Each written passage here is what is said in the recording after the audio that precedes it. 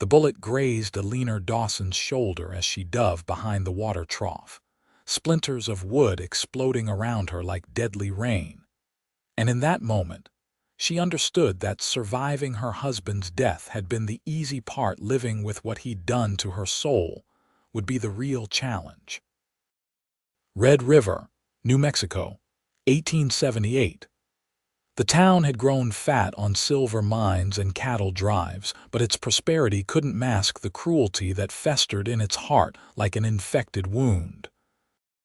Eleanor pressed her back against the rough planks of the livery stable, her breathing ragged, her fingers trembling as they clutched the derringer she'd sworn never to use again. The shooting had stopped. Marcus Kane, the man who'd cornered her outside the general store, was likely reloading or waiting for her to make a mistake. She'd made too many of those already. "Come on out, Eleanor," Marcus called, his voice slick with false concern. "Your husband owed me money before he died. I figure you could work off that debt real nice." Eleanor's jaw tightened. Thomas Dawson had been dead 6 months, shot in the back during a poker game gone wrong, and she'd discovered too late that the gentle schoolteacher she'd married at 19 had been living a double life. Gambling debts. Borrowed money from dangerous men. Promises made in her name without her knowledge. The town had watched her unravel when the truth came out, whispering behind gloved hands about poor Eleanor Dawson, broken like a china doll dropped from too great a height. She was 22 years old and felt ancient. The sound of hoofbeats made Marcus curse. Eleanor risked a glance around the trough and saw a rider approaching at a gallop, dust rising in a golden cloud behind him. The horse was a magnificent paint, and the man sat in the saddle like he'd been born there. He wore a battered hat pulled low, a dark blue shirt beneath a worn leather vest, and gun belt that had seen plenty of use. As he drew closer, Eleanor could see the hard line of his jaw, the way his eyes scanned the scene with the practiced ease of someone who'd walked into trouble before and lived to tell about it. Marcus stepped back, his hand dropping away from his gun. "This ain't your concern, stranger." The rider brought his horse to a stop between Marcus and Eleanor's hiding place. He swung down from the saddle with fluid grace, his boots hitting the dirt with barely a sound.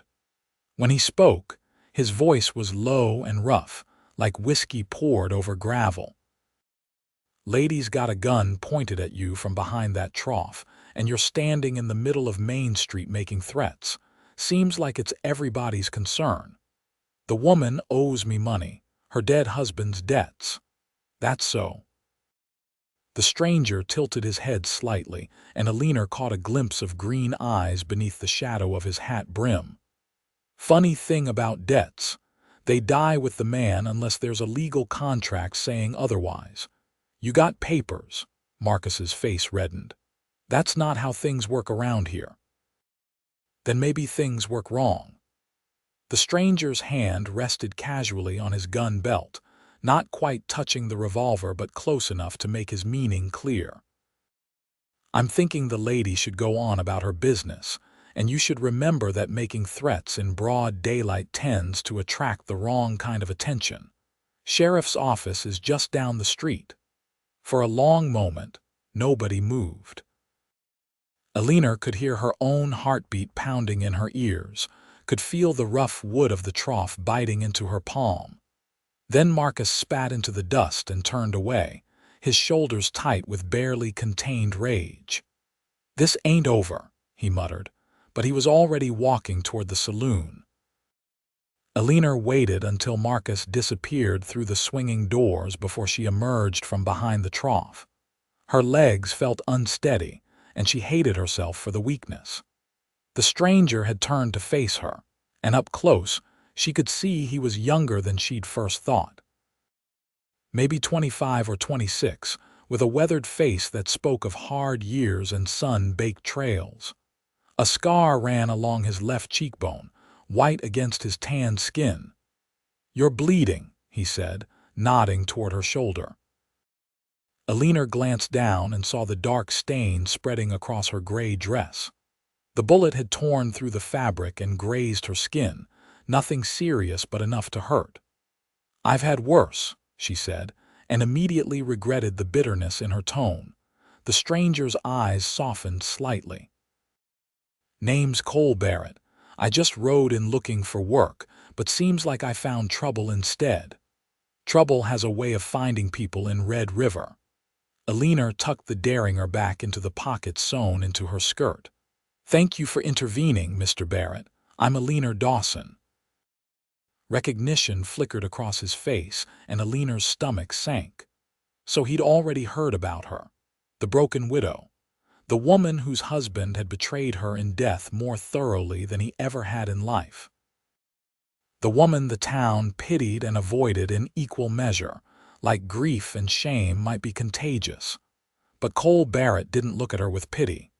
He looked at her like she was a person, which was more than most folks in Red River had done in months. "You should get that shoulder looked at," he said. "Doctor in town, Dr. Patterson, 2 streets over, but I can manage. Didn't ask if you could manage, asked where the doctor was." Cole gathered his horse's reins and fell into step beside her as she started walking. "Man like Marcus Kane doesn't give up easy. He'll be back. I know." Eleanor kept her eyes forward, aware of the curtains twitching in windows as they passed, aware of the stares and whispers that followed her everywhere. They all come back. Thomas owed money to half the territory, apparently. "I've had men knocking on my door, leaving notes, following me home from the schoolhouse. The sheriff says there's nothing he can do unless they actually hurt me. Getting shot at counts as hurting you in my book." Despite everything, Eleanor felt the corner of her mouth twitch. "Sheriff Daniels has a different book, I suppose." Dr. Patterson's office was in a tidy brick building that also served as his home. The doctor himself was a fussy man in his 50s who'd come west after his wife died, looking for a fresh start that hadn't quite materialized. He took one look at Eleanor's shoulder and ushered her into his examination room, casting suspicious glances at Cole. "Mr. Barrett helped me," Eleanor said quickly. "He's not the one who shot me." "Someone shot you." Dr. Patterson's eyebrows climbed toward his receding hairline. "Good Lord, Eleanor, this has to stop." "I agree completely. Perhaps you could mention that to the men who keep harassing me." While the doctor cleaned and bandaged her wound, Eleanor tried not to wince. The injury was superficial, but it stung like fire ants, and she was exhausted from months of living in a constant state of fear and vigilance. Through the open door, she could see Cole Barrett standing in the waiting area, his hat in his hands, looking uncomfortable but determined not to leave. "That young man interested in you?" Dr. Patterson asked quietly. "I just met him 10 minutes ago." Well, he's looking at you like you matter. That's something." Eleanor didn't respond. The idea of anyone looking at her like she mattered felt impossible. The town had decided she was broken, too damaged by Thomas's betrayal and death to be worth anyone's time. Women crossed the street to avoid talking to her. Men either propositioned her or avoided her gaze. She'd been teaching at the schoolhouse for 3 years, but parents had started pulling their children out, saying they didn't want someone so unlucky around their youngsters. As if tragedy could rub off like dirt. When Dr. Patterson finished, Eleanor paid him with coins from the small purse she kept hidden under her dress. Every penny mattered now. Thomas had left her nothing but debts, and a tiny house on the edge of town that the bank would probably claim before winter. Cole was waiting outside, leaning against the hitching post with his horse. The paint mare nuzzled his shoulder affectionately, and he scratched her neck with casual fondness.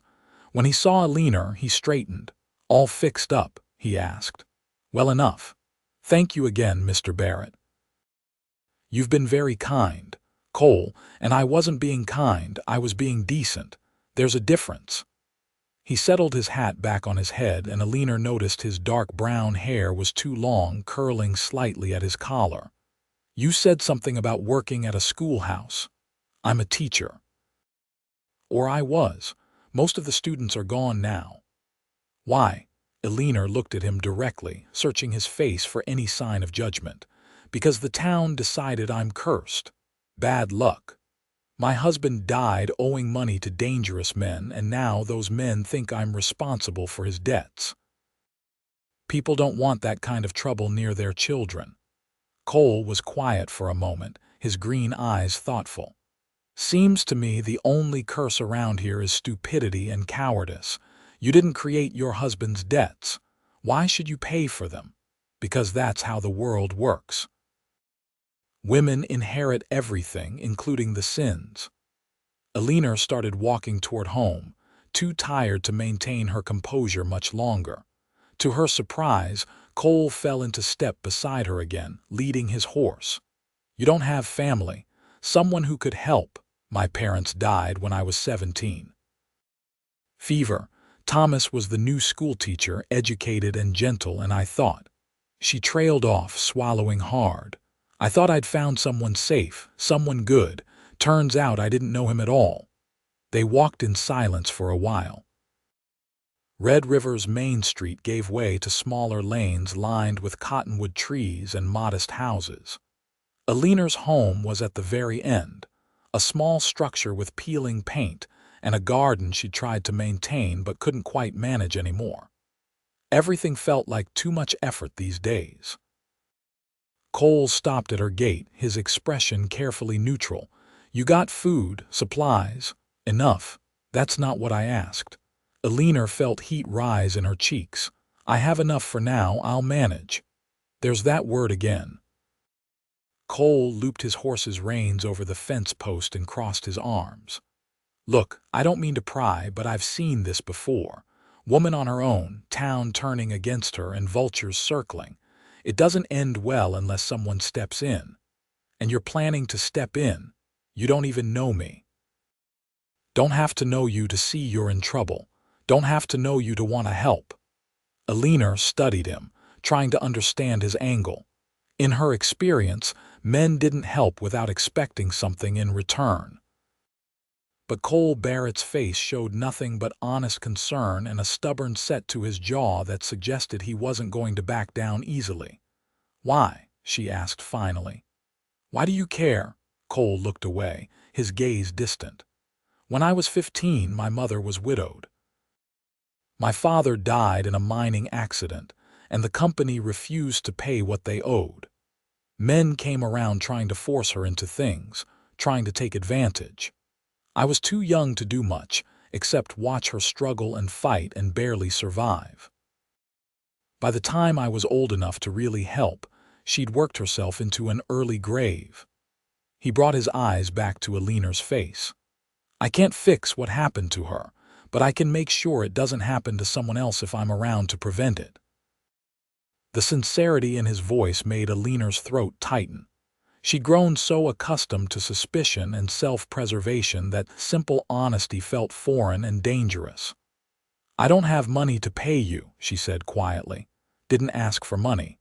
Asked if you had food and supplies. The garden's dying. I have some preserves left from last year, some flour and beans. It's enough for me. But not enough for winter, and winter comes early in the mountains." Cole glanced at the house, taking in the sagging porch and cracked windows. "Place needs work too. When's the last time someone checked your roof?" "I can take care of myself, Mr. Barrett." "Cole, and I know you can. Question is, why should you have to do it alone when help's being offered?" He untied his horse and swung into the saddle with that same easy grace. "I'm going to find work in town, maybe at one of the ranches outside Red River. But I'll be checking on you." "That all right?" It wasn't all right. It was terrifying and confusing and completely unexpected. But as Eleanor looked up at Cole Barrett, at the quiet determination in his face and the way he sat his horse like he belonged exactly where he was, she found herself nodding. "I suppose I can't stop you," she said. "No, madam, you can't." He touched the brim of his hat and turned his horse back toward town. Eleanor watched him go, dust rising in small clouds beneath his horse's hooves, and wondered if she just made a terrible mistake by trusting him even a little bit. Inside her house, Eleanor sank into the wooden chair by the cold stove and let herself shake. The bullet wound throbbed, but it was nothing compared to the ache in her chest. For months, she'd been holding herself together through sheer willpower, refusing to break down because breaking down meant admitting defeat. The town wanted her to crumble, wanted her to prove their judgment right. She wouldn't give them the satisfaction. But God, she was tired. She looked around the small room that served as kitchen, dining area, and parlor all at once. Thomas had hung curtains here, had kissed her in the doorway when they'd first moved in. She'd thought she was building a life. Instead, she'd been living in a beautiful lie, and now she was trapped in the ruins. The knock on her door an hour later made her jump. She grabbed the derringer from her pocket and approached cautiously. "Who is it?" "Cole Barrett, madam. I brought some things." Eleanor opened the door to find Cole standing on her porch with burlap sacks slung over his shoulder. He'd clearly been to the general store. Before she could protest, he walked past her into the house and set the sacks on her small table. "Flour, sugar, coffee, bacon, beans, and some fresh vegetables," he said, unpacking items as he spoke. "Also got some nails and tar paper. Your roof's got holes that'll let rain straight through come storm season. I told you I don't have money to pay for this. And I told you I wasn't asking for money." Cole finished unpacking and folded the empty sacks neatly. "Consider it a loan if it makes you feel better. You can pay me back when you're back on your feet. That might never happen. Don't believe that for a second." He met her eyes, and the intensity there made Eleanor's breath catch. "You survived your husband's death, his betrayal, this whole town turning on you and men threatening you in the street. You're still standing, still fighting. That's not broken, Eleanor. That's strong." No one had called her strong in so long that Eleanor had forgotten what it felt like. Tears burned behind her eyes, but she blinked them back furiously. "The town doesn't see it that way." "Then the town's blind." Cole moved toward the door, then paused. "I got work at the Double Bar Ranch about 5 miles north. They needed someone who knows horses, and I've been working with them since I could walk. I'll be staying in the bunkhouse, but I'll come by when I can to check on things. Fix that roof, maybe help with the garden."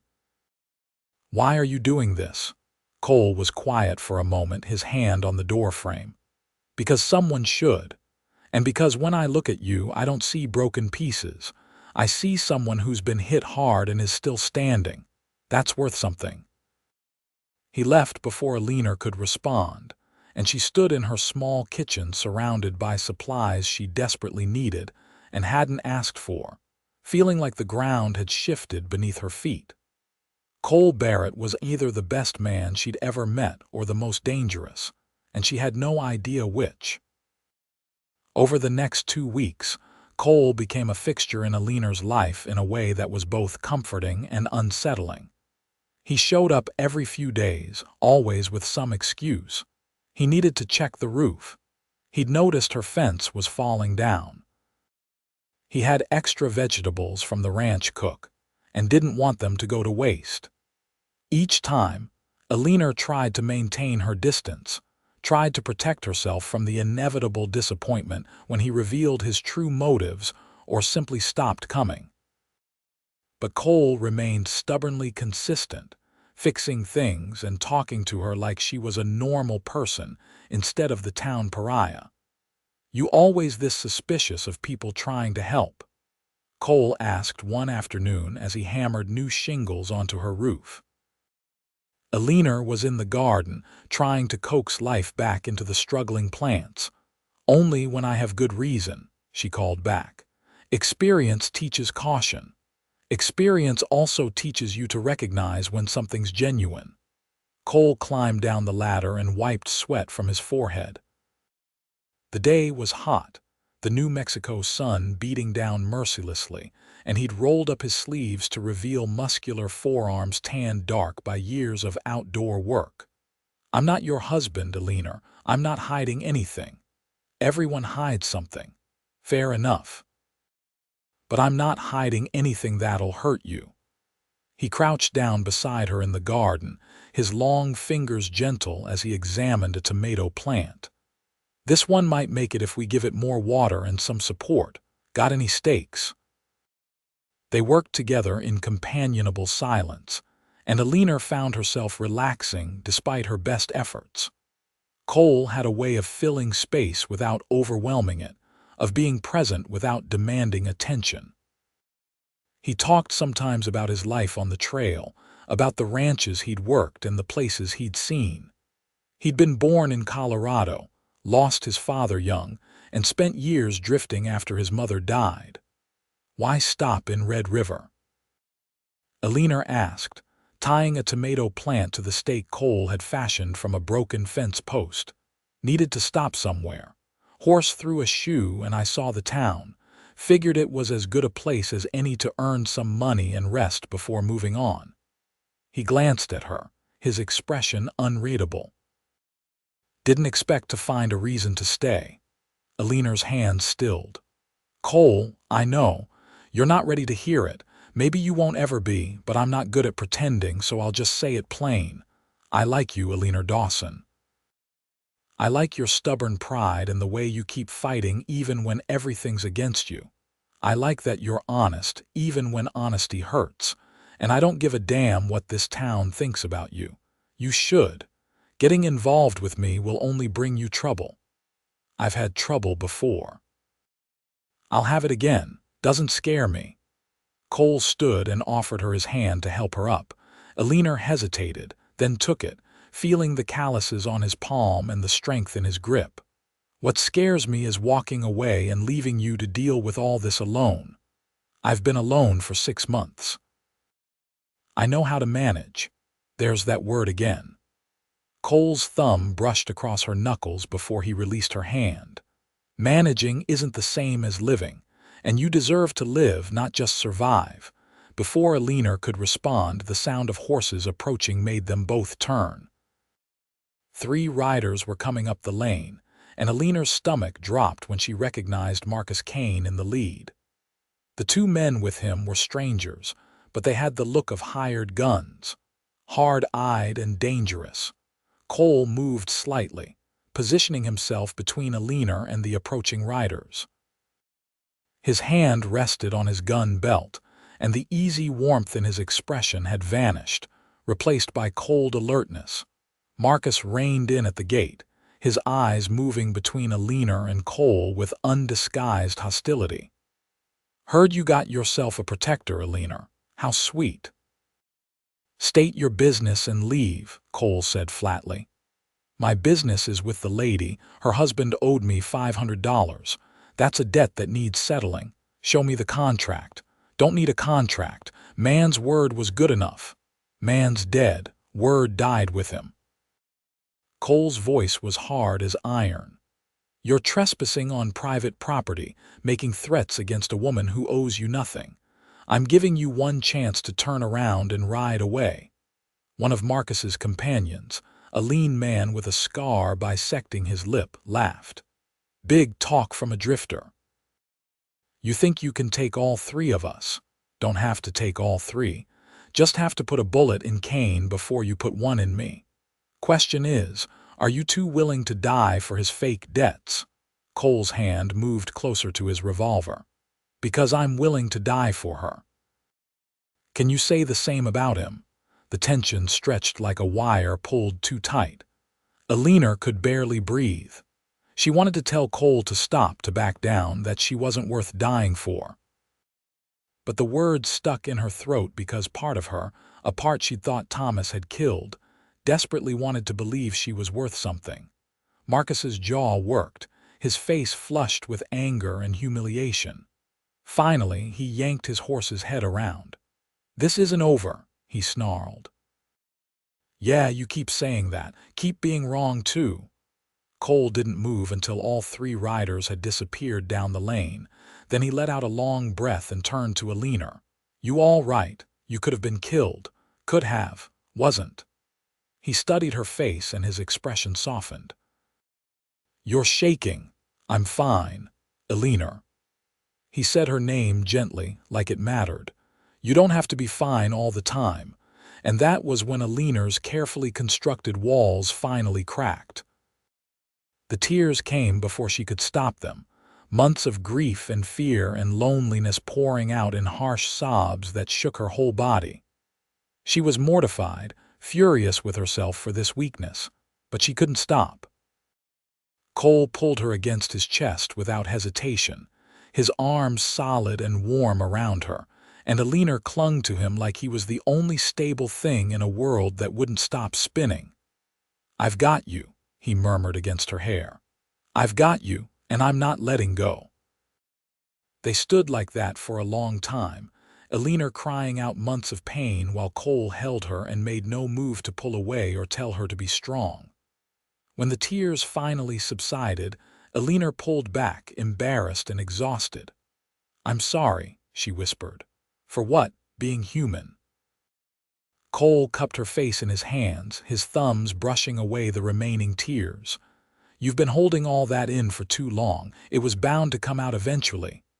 The town was right. I am broken. No, Cole's voice was fierce. You're hurt. There's a difference. Broken means unfixable, and there's nothing unfixable about you. He held her gaze, and Eleanor saw something in his eyes that made her heart stutter. And even if you were broken into 1,000 pieces, I'd love every single one of them. You don't even know me, Eleanor protested weakly. I know enough. I know you're brave and stubborn and kind even when the world's been cruel to you. I know you get up every morning and keep fighting even though it would be easier to quit.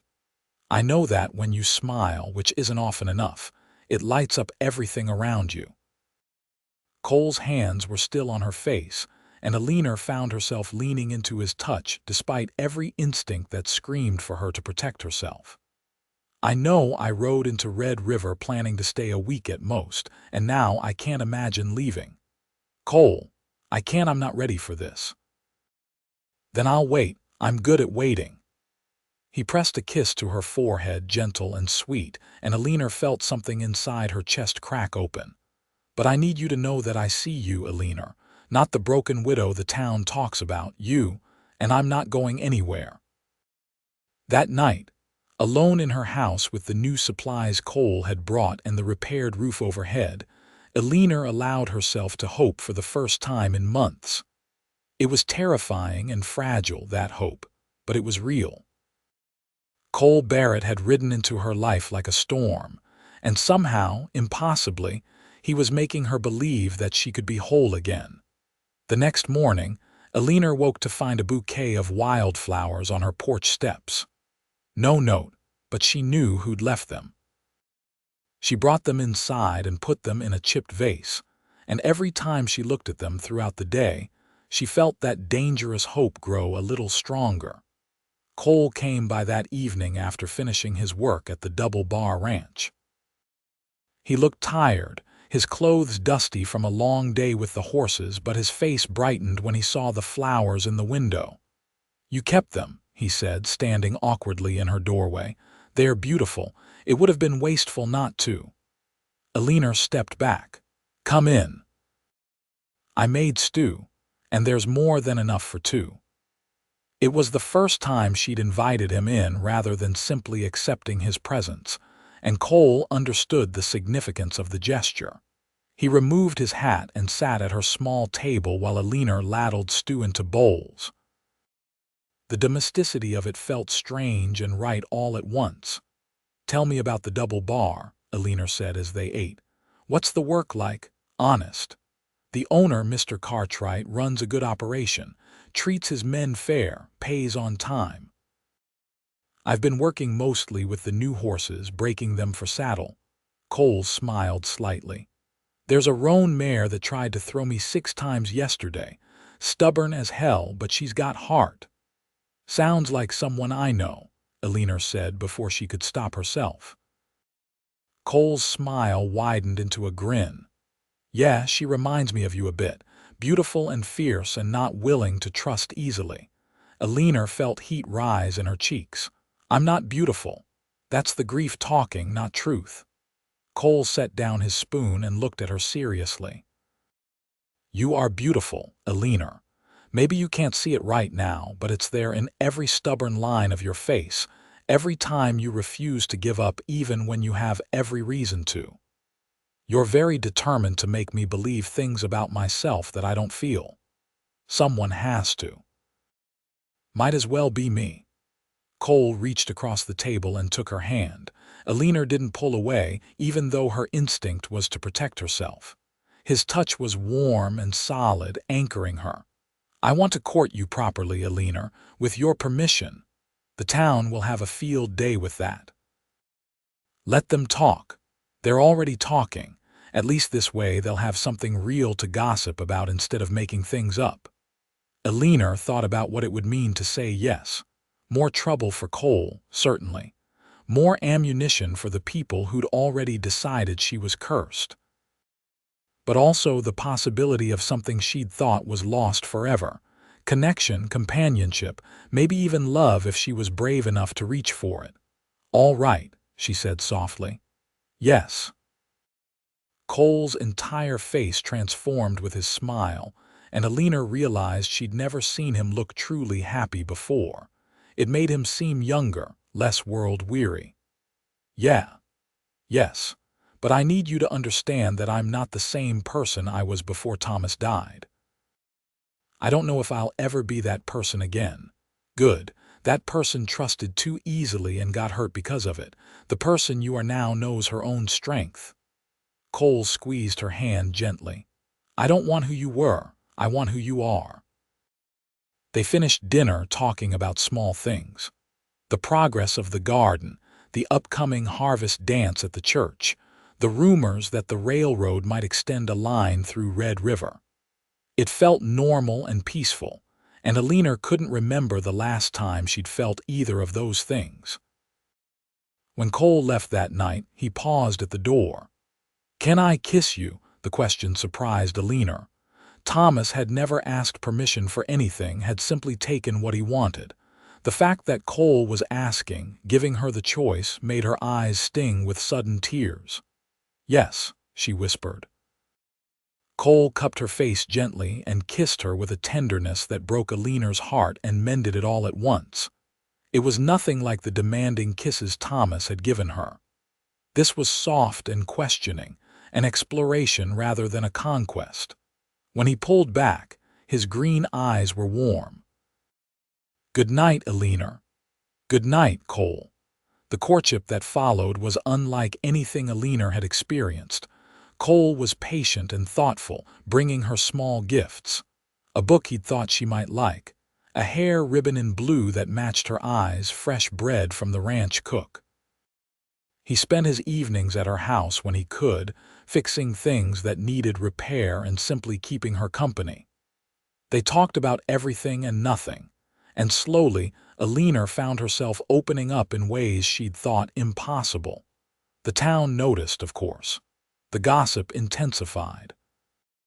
People whispered that Eleanor had ensnared another man, that she was using her feminine wiles to trap poor, unsuspecting Cole Barrett.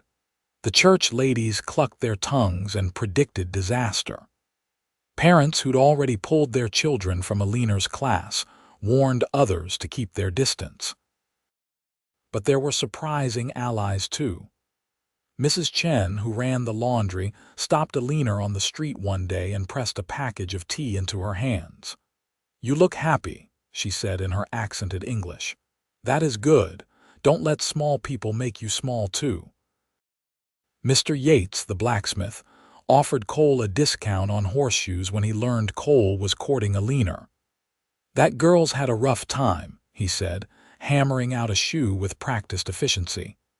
About time someone treated her decent, even Dr. Patterson made a point of speaking to Eleanor after church one Sunday, ignoring the scandalized looks from the congregation. "Young Mr. Barrett seems like a good man," he said. "I'm glad you're not alone anymore." But the opposition was stronger and louder. Sheriff Daniels pulled Cole aside one day and warned him that getting involved with Eleanor would only lead to trouble. "Marcus Kane and his men aren't going to let this go," the sheriff said.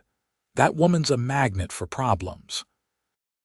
"Then maybe you should do your job and arrest Kane for harassment instead of blaming Eleanor for being harassed," Cole replied coldly. The sheriff's face reddened. "Watch your tone, Drifter. I could make life very difficult for you. You could try."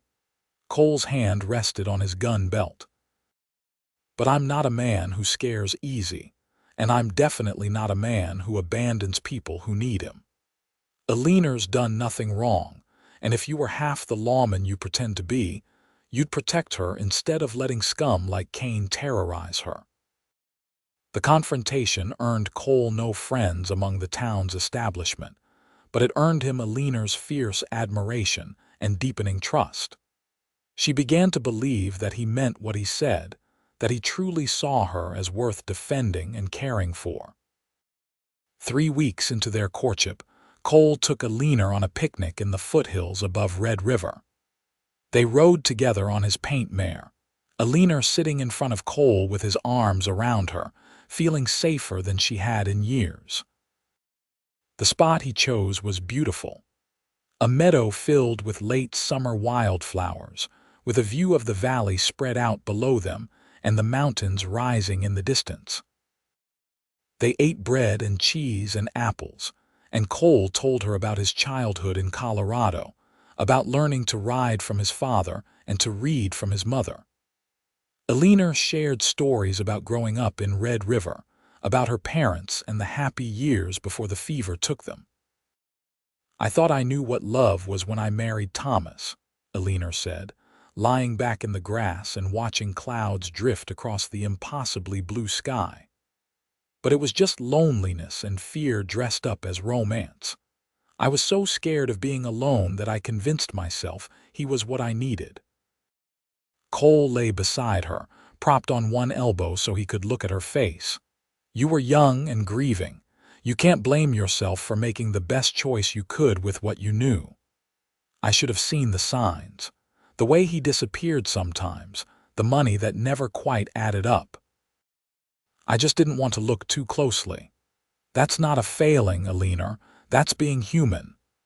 Cole reached out and tucked a strand of hair behind her ear, his fingers lingering on her cheek. "You know what I see when I look at you? I see someone who survived being betrayed by the person she trusted most and came out stronger. I see someone who refuses to be defeated even when the whole world's lined up against her. That's not broken. That's extraordinary." Eleanor turned her head to meet his eyes. "I'm afraid," she admitted. "Afraid that I'll trust you and you'll turn out to be someone else entirely. Afraid that this feeling I have when I'm with you will disappear. Afraid that I'm making another terrible mistake." "I'm afraid too," Cole said quietly. "Afraid that I'll mess this up somehow, say the wrong thing or do something that hurts you. Afraid that I'm not good enough for you. But I'm more afraid of not trying, of walking away and spending the rest of my life wondering what could have been. What if the town's right? What if I really am cursed? Then I'll be cursed right alongside you and we'll figure it out together." Cole leaned down and kissed her, slow and deep, and Eleanor felt herself melting into him. When they broke apart, both breathing hard, his eyes were dark with emotion. "I love you, Eleanor Dawson. I know it's fast, and I know you might not be ready to hear it, but it's true. I love you, and I'm going to keep loving you whether you believe in it yet or not." Eleanor's eyes filled with tears, but for once they were good tears, healing tears. "I think I'm falling in love with you too," she whispered. "It terrifies me, but I think it's happening anyway." "Then let it happen. Let yourself feel it. I promise I won't let you fall alone." They stayed in the meadow until the sun began to set, painting the sky in shades of gold and pink. Riding back to town with Cole's arms around her and his heartbeat steady against her back, Eleanor felt something she'd thought was lost forever. Peace. But peace in Red River was always temporary. The trouble came a week later, on a Saturday night when the town was rowdy with cowboys from surrounding ranches drinking away their wages. Eleanor was home alone, Cole having stayed at the double bar to help with a difficult mare that was foaling. She'd just blown out her lamp and settled into bed when she heard the sound of breaking glass. Eleanor was up in an instant, her heart hammering. She grabbed the derringer from her bedside table and moved quietly to the window. 3 men were in her front yard, and by the light of the moon she could see Marcus Kane giving orders. One of the men was carrying a torch. Terror flooded through her. They were going to burn her house down. Eleanor didn't hesitate. She fired the derringer through the window, aiming high to scare rather than kill. The gunshot shattered the night and the men scattered, cursing. But Marcus Kane stood his ground, looking up at her window with a cruel smile. "You can't hide forever, Eleanor," he shouted. "Eventually that cowboy of yours won't be around, and then we'll finish this conversation about what you owe me." Eleanor reloaded with shaking hands and fired again. This time Marcus retreated, but his laughter echoed in the darkness. "Enjoy your borrowed time." She stood at the window for hours, gun in hand, waiting for them to come back. They didn't, but sleep was impossible. At dawn, exhausted and terrified, Eleanor finally allowed herself to sit down. She was still sitting there, staring at nothing, when Cole arrived an hour later. He took one look at her face, at the broken window and the fear in her eyes, and his expression went hard as granite. "What happened?" Eleanor told him everything, her voice flat with exhaustion. Cole listened without interrupting, his jaw getting tighter with every word. When she finished, he pulled her into his arms and held her so tightly she could barely breathe. "That's it," he said against her hair. "You're not staying here alone anymore. You're coming to the ranch with me. I can't just leave my home." "It's not safe, Eleanor. Kane's escalating. Next time he might not run when you shoot." Cole pulled back to look at her face, and she saw fear in his eyes for the first time. "I can't protect you if I'm 5 miles away. Mr. Cartwright won't want a woman in the bunkhouse. Then I'll talk to him. Maybe you can stay at the main house, help Mrs. Cartwright with the household. She's been complaining about needing help since her daughter got married and moved away." Cole cupped Eleanor's face in his hands. "Please, I need to know you're safe." Eleanor wanted to argue, wanted to insist she could handle this on her own. But the truth was she was exhausted from fighting alone, and the thought of being somewhere safe, somewhere with Cole nearby, was too tempting to resist. "All right," she said quietly. "I'll talk to Mr. Cartwright." Cole kissed her forehead in relief. "Thank you. Now pack what you need. I'm not leaving you here another night." The Double Bar Ranch was a sprawling operation run by James Cartwright, a weathered man in his 60s who'd built his empire through hard work and fair dealing. His wife, Martha, was a practical woman with kind eyes and no-nonsense manner. When Cole explained the situation, both Cartwrights listened carefully. "Of course she can stay here," Martha said immediately. "Lord knows I could use help with the cooking and mending. These cowboys eat like locusts and tear through clothes like they're made of paper." She looked at Eleanor with sympathy.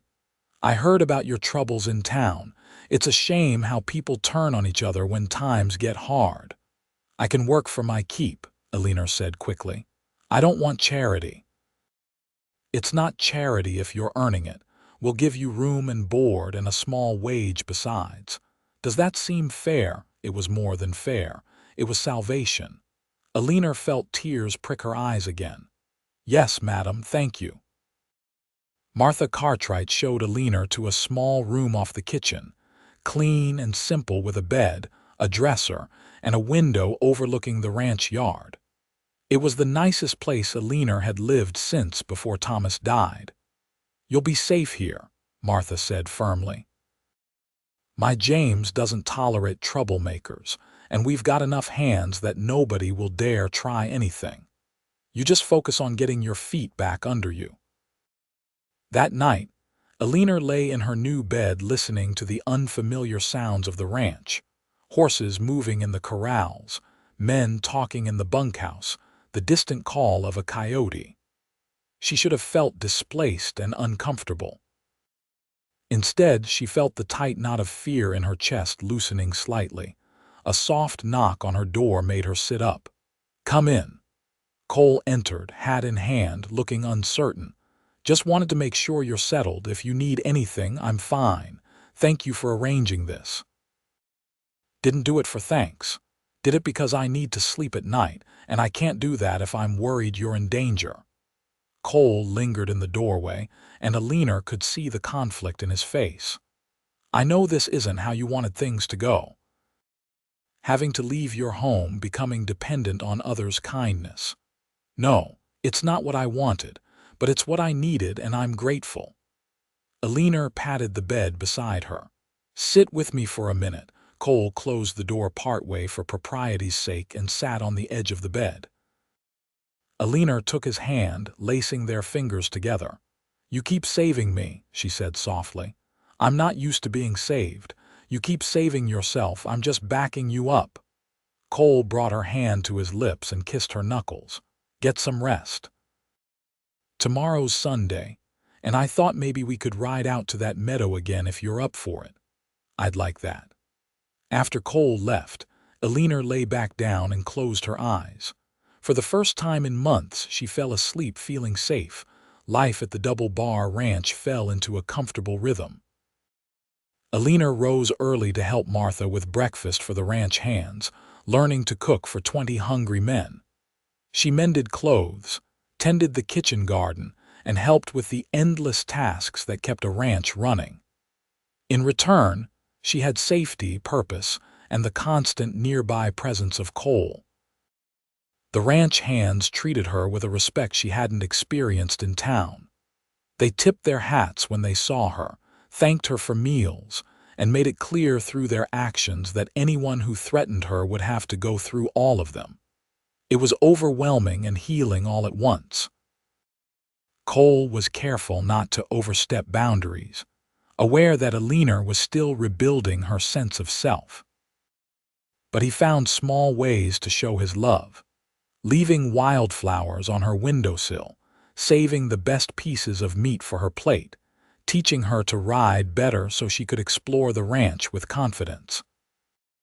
They spent evenings sitting on the porch of the main house, talking while the sun set and the stars came out.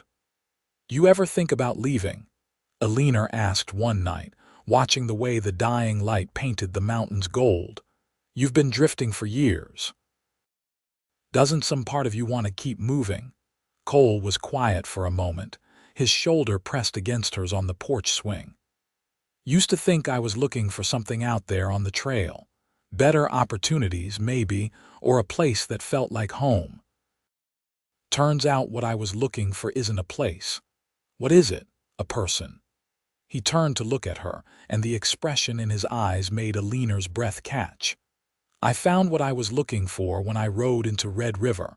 I'm not going anywhere, Eleanor, not unless you come with me." Eleanor's heart swelled with emotion so strong it almost hurt. "I spent so long thinking I knew what I wanted. A safe life, a predictable future, someone reliable. But Thomas was all those things on the surface, and look how that turned out. What do you want now? Something real. Something honest." Eleanor met Cole's gaze. "Someone who sees me, all of me, and doesn't try to make me into something else. Someone who's brave enough to love the messy, complicated truth of who I am." "That's me," Cole said simply.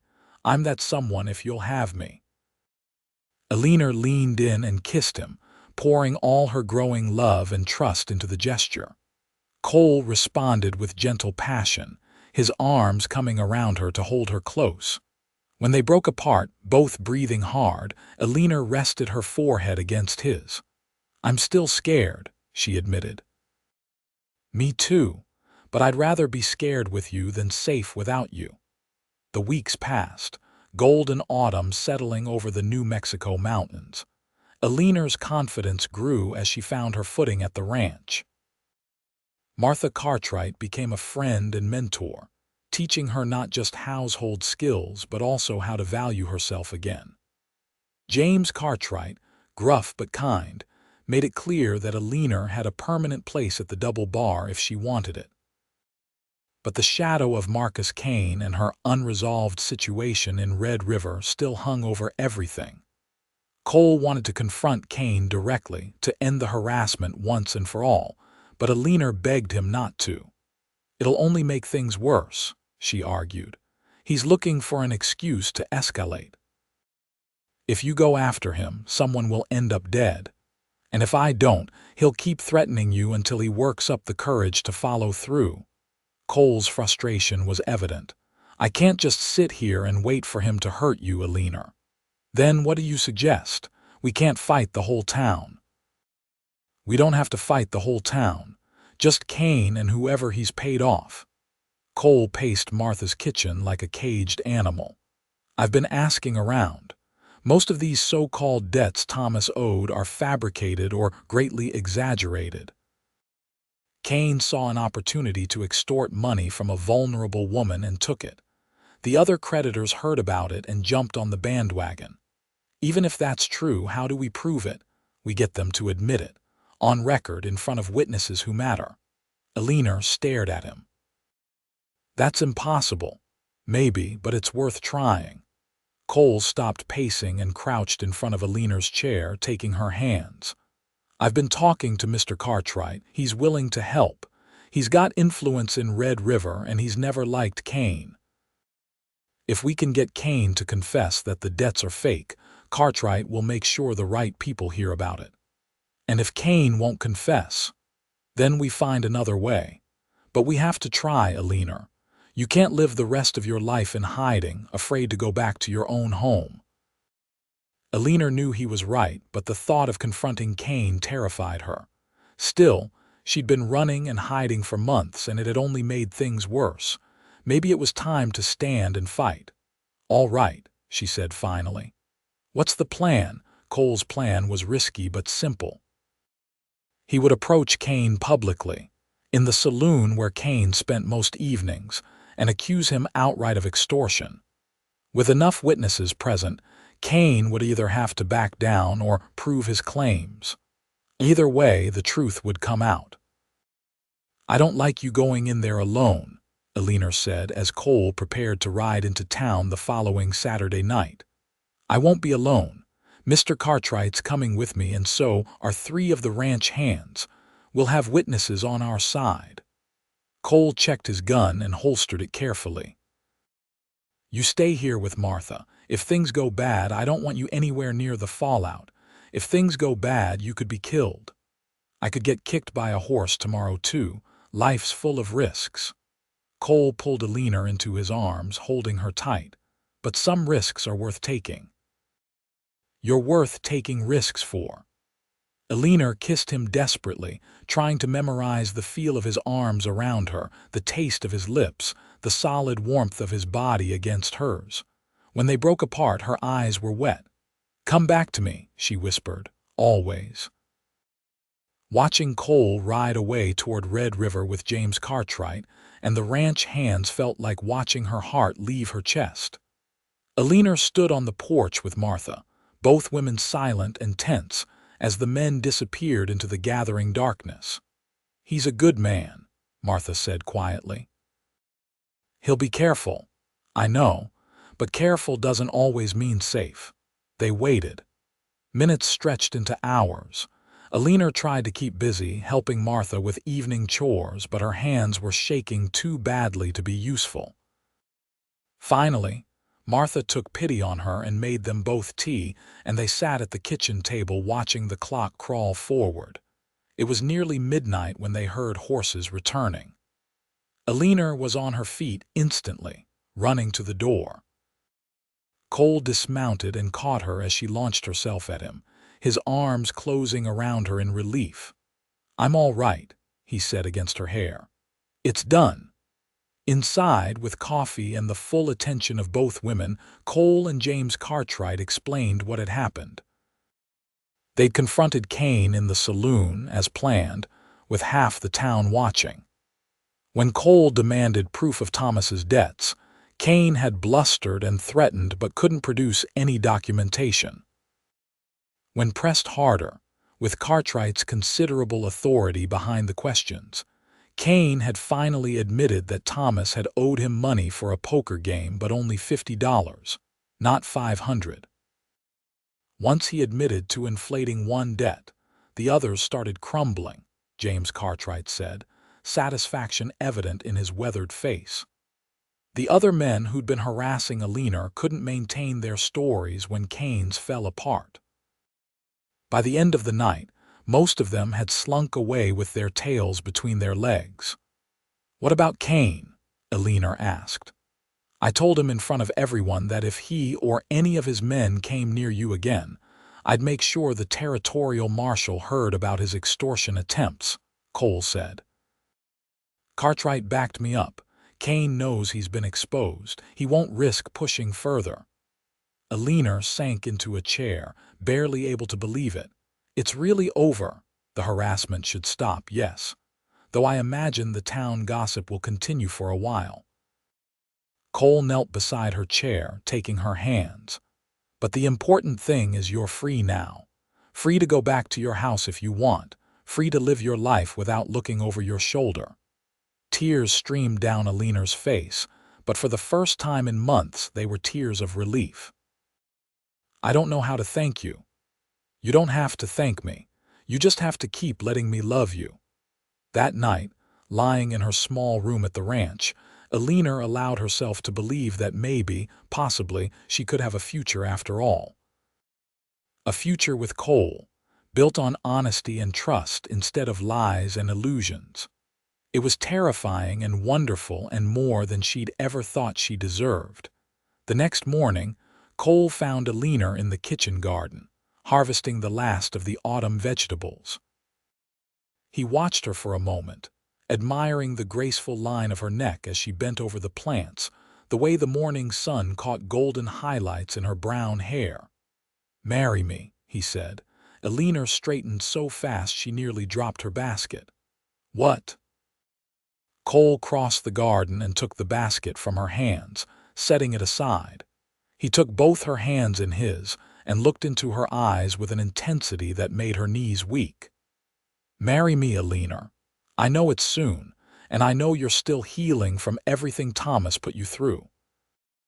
But I love you and I want to build a life with you. I want to wake up next to you every morning and fall asleep with you every night. I want to face whatever troubles come our way together. I want everything with you."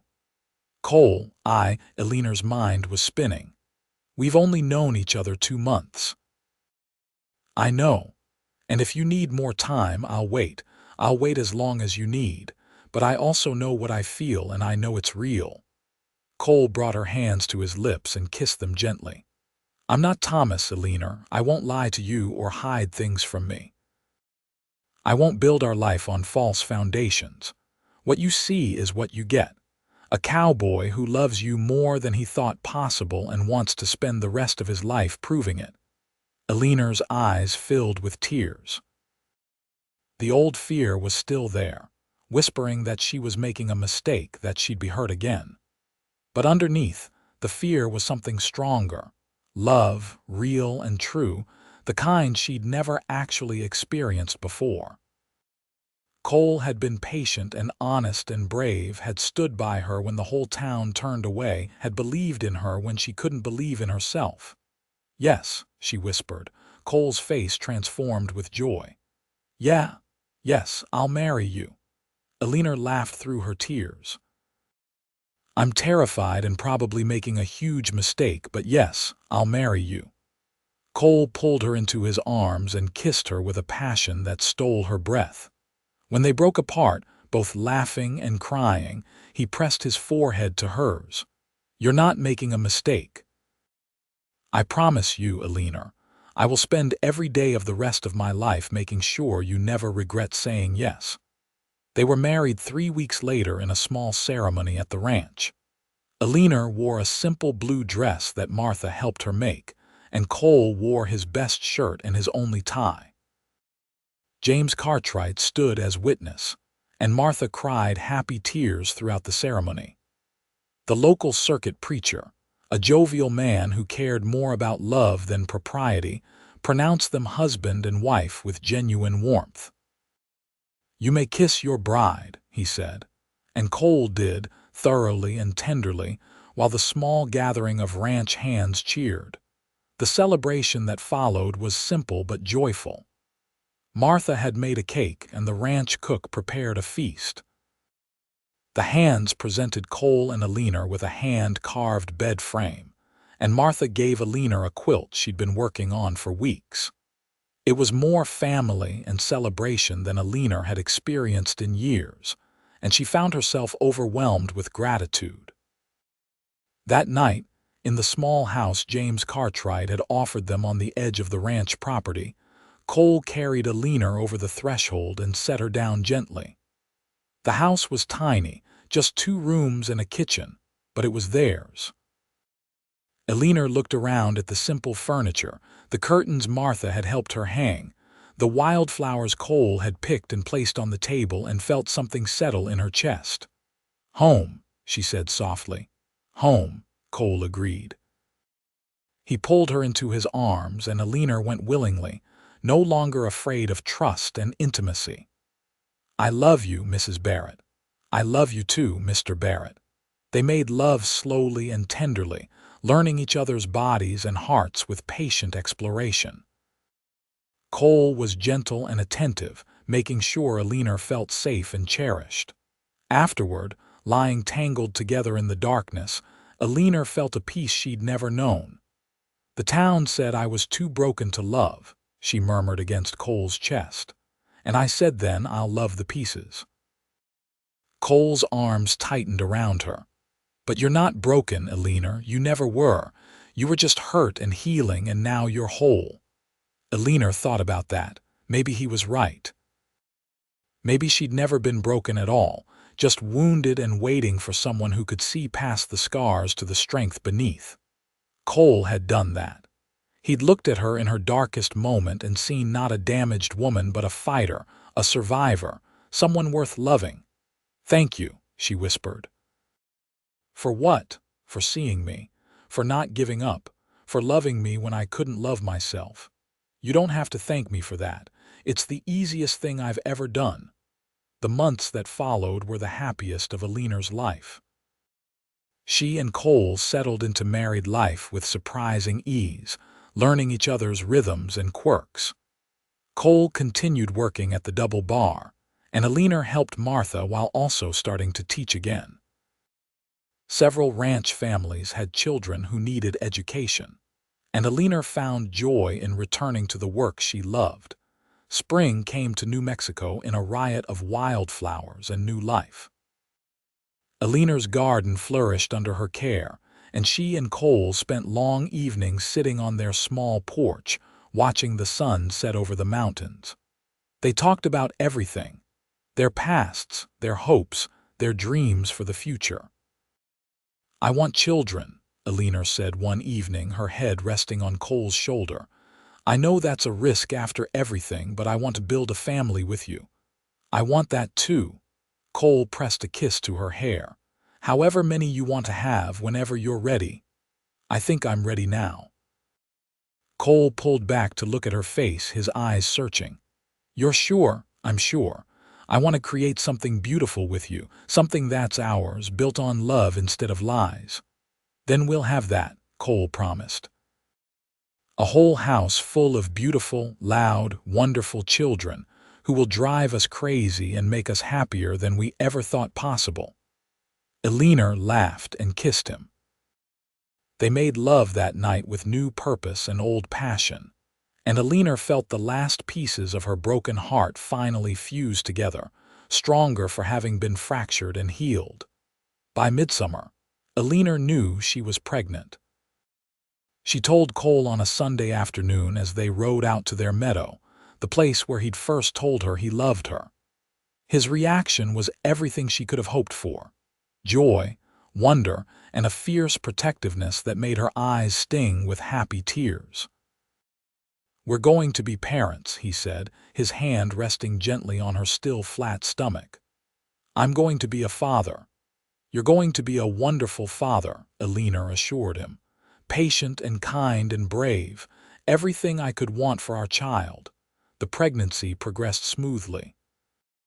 Martha fussed over Eleanor like a mother hen, making sure she ate enough and rested properly.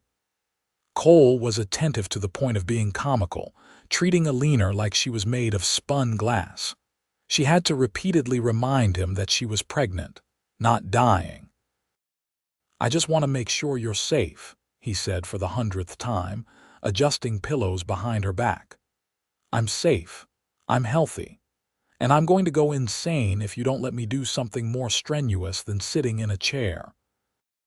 Eleanor grabbed his hand and placed it on her stomach, where their baby had just kicked. "Feel that. That's a strong, healthy baby who's going to need parents who aren't nervous wrecks." Cole's face softened with wonder as he felt the movement. "That's our baby." "Yes. So take a breath and trust that we're both going to be fine." In early March of 1879, on a day when snow still dusted the mountain peaks, but spring was creeping into the valley, Eleanor went into labor. Cole stayed with her throughout, holding her hand and whispering encouragement even when she cursed him for getting her into this situation. Martha assisted with the birth, her capable hands and calm voice helping Eleanor through the pain. When their son finally arrived, squalling and red-faced and absolutely perfect, Cole wept. He held the baby with shaking hands, staring down at the tiny face with an expression of such love and awe that Eleanor fell in love with him all over again. "He's beautiful," Cole whispered. "He looks like you," Eleanor said, exhausted but happy. "Same stubborn jaw." They named him Thomas Carter Barrett, honoring Eleanor's father while giving him a fresh start. Carter, as they called him, had Cole's green eyes and Eleanor's delicate features, and from the moment he drew breath, he owned both his parents completely. Life with a baby was chaotic and exhausting and wonderful. Carter was a good-natured child who slept reasonably well and smiled early. Cole proved to be a devoted father, getting up in the night to walk Carter when he fussed, talking to him constantly even though the baby couldn't possibly understand. Eleanor watched her husband become a father and felt her heart expand in ways she hadn't known were possible. When Carter was 6 months old, Eleanor realized she was pregnant again. Cole's reaction was pure joy, though he did start hovering again. Their daughter, Alice Martha Barrett, was born in the spring of 1880, a tiny thing with dark hair and her father's determination. The years passed in a blur of children and work and love. Cole was promoted to foreman at the double bar, a position that came with better pay and a larger house. Eleanor continued teaching, with Martha watching the children when needed. They had 2 more children, Samuel James Barrett in 1882 and Rose Eleanor Barrett in 1884, each one loved fiercely and raised with honesty and affection. Red River slowly changed its opinion of Eleanor. Seeing her happy and thriving with Cole, raising a family and contributing to the community, the town began to forget the gossip and judgment. Some people remained aloof, but others reached out with tentative friendship. Eleanor accepted.